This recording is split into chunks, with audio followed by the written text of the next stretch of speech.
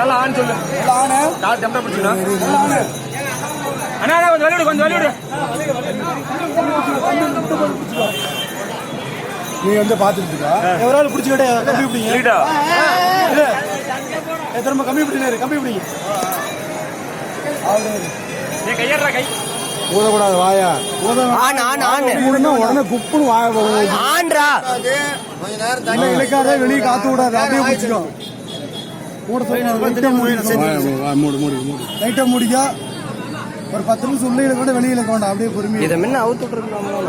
இதுதான் அவனுக்கு வெயிட்டா தெரியும். ஆமா வருது பெருசா வெயிட்டா